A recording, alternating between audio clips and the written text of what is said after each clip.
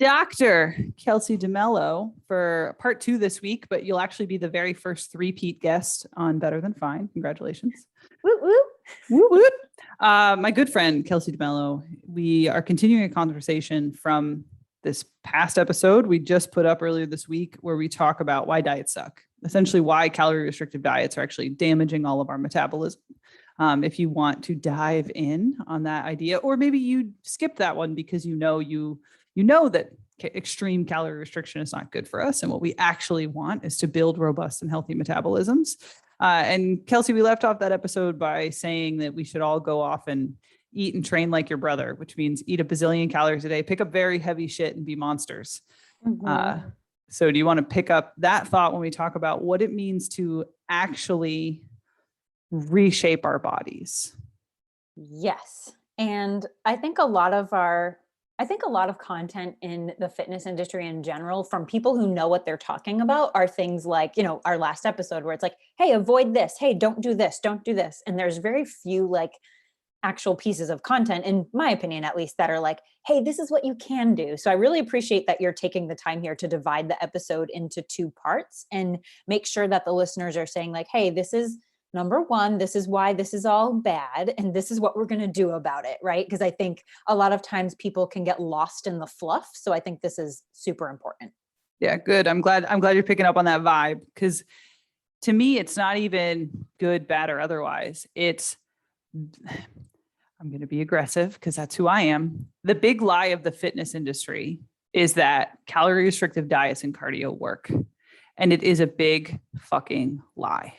Mm-hmm. I think the other big lie of the fitness industry is that the goal is weight loss. Mm-hmm. And in that episode we just recorded, we talk a bit about the clients who come in and they actually do have a good metabolism. And what they are really just looking to do is a mild guided calorie restriction where we fine tune what they're doing and they're ready to do that calorie restriction off the bat. Mm-hmm. That is very few clients. Most clients come in with some kind of metabolic damage. It seems to be that their extreme calorie restriction or history of yo-yo dieting has made it very difficult for them to manage their body fat. They are unhappy with themselves, right? It is not that we are prescribing that like, oh, you skinny ideal, woo.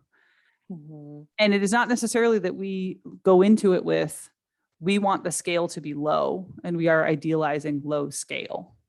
I know you have a personal story around all of that. The title of this episode, my working title in my mind, is Fuck Weight Loss, because I feel very strongly about it, that we as an industry are glorifying lightness as opposed to health and functioning and happiness and all of the other things that are worthwhile in life.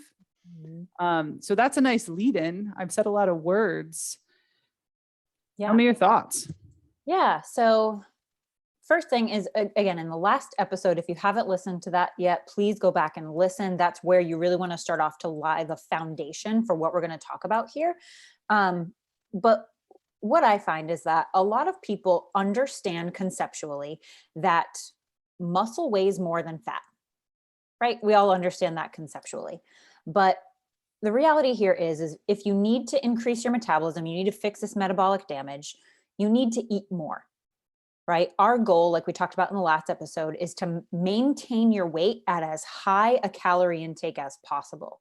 Now, when you go from eating, say, 1,200 calories a day and working your way up over time to 2,000 calories, you're probably going to gain a little bit of weight.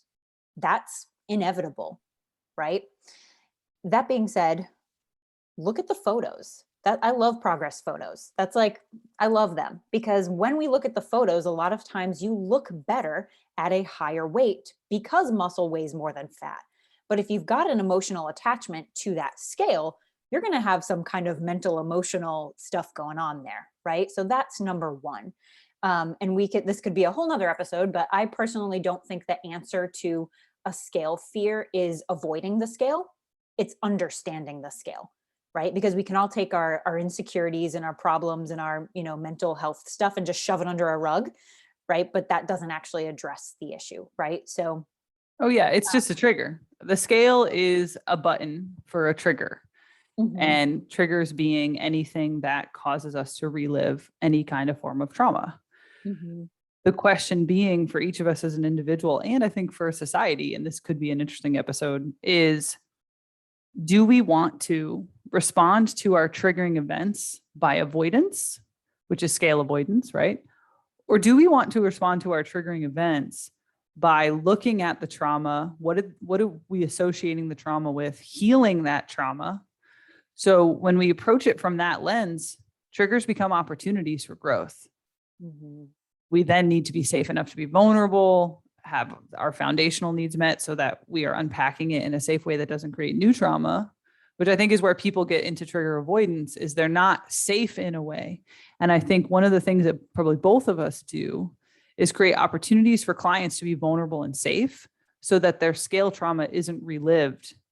And that when it is relived, when they do have those moments of like, oh God, I had a bad weekend and now I'm going to get on the scale and then I'm going to have a horrible day because the number's going to be up, that they have someone they can go to unpack that with. Mm-hmm.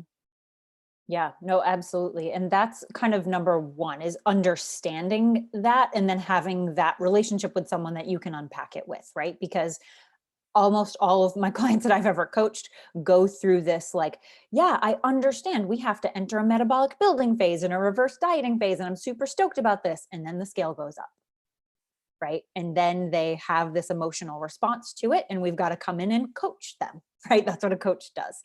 And so I always, the rule of thumb with a reverse diet, and I'm not sure how you manage this with your clients, Darlene, but the general rule of thumb is that you should be in a reverse dieting phase for at least as long as you were in a dieting phase.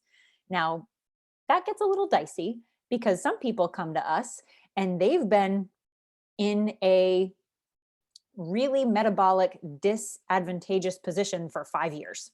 Ooh, that was a big, lots of syllables word. What she's saying is they've been dieting straight for 5 years.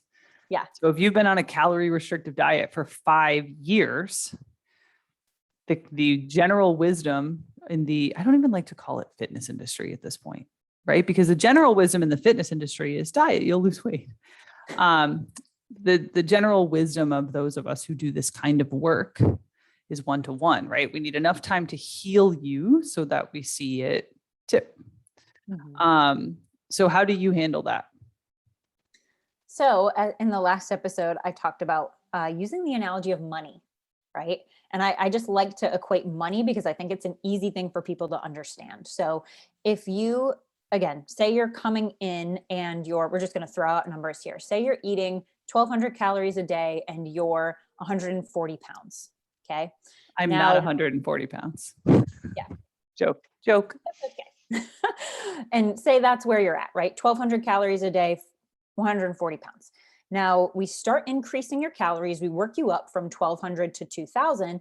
And throughout that time, you gain 10 pounds, right? Photos look great. You feel better. You have a ton of energy. You're having all of these great benefits. Let's also consider that this person is probably picking up some heavy things and putting them back down, right? Because just eating a surplus of calories is not what we're talking about here. We're talking about eating a surplus of calories of sufficient protein to increase your lean mass, your muscles. And that's why the photos look so good. So it's not just that this person is now 150, it's 150, but their lean mass is up. So their body composition has changed.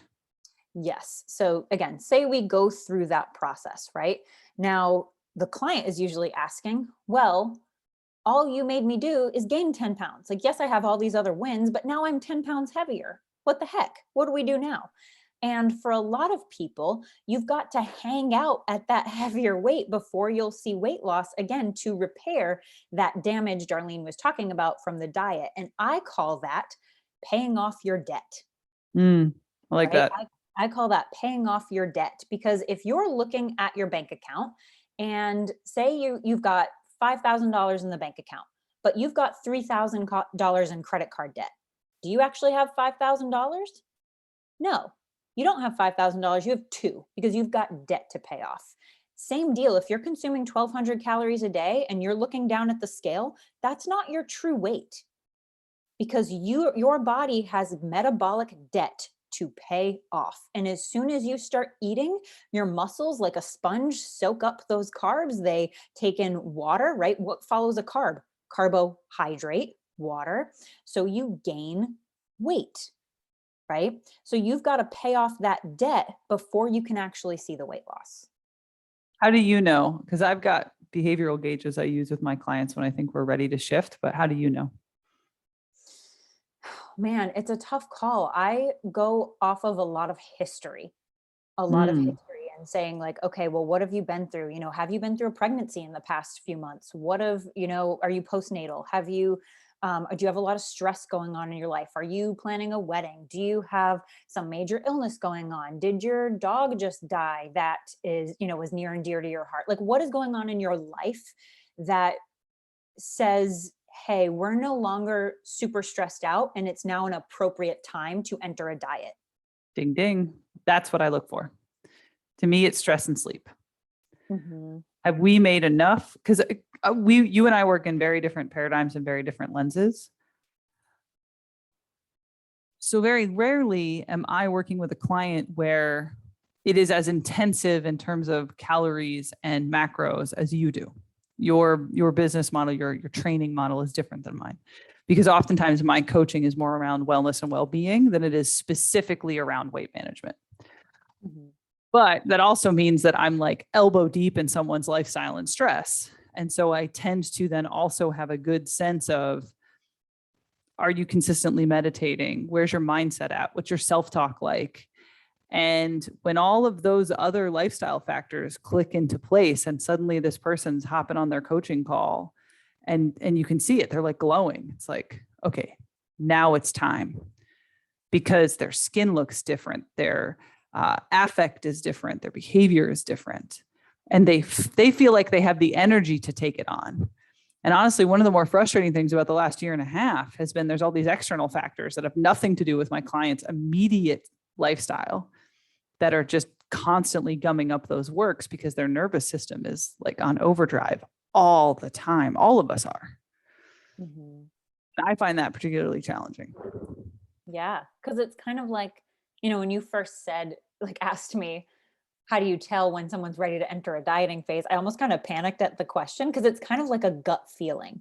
And I Yeah. know that sounds stupid. Like everyone wants to hear like, oh, 12 weeks and you're good or whatever. Like I have a couple clients that have been with me for years and we've never dieted because it's just not appropriate for them because they have the type of personality that's just a very high anxiety, high stress type personality. And they're, I'm not a therapist, I'm not a counselor, and they're seeing someone for that separately. But if your stress isn't under control, and it is kind of a gut feeling, like you said, they show up differently when they're under control. They show up happier, their skin is good, they have that glow, right? And you can tell when someone is in that place and they're ready to make those changes.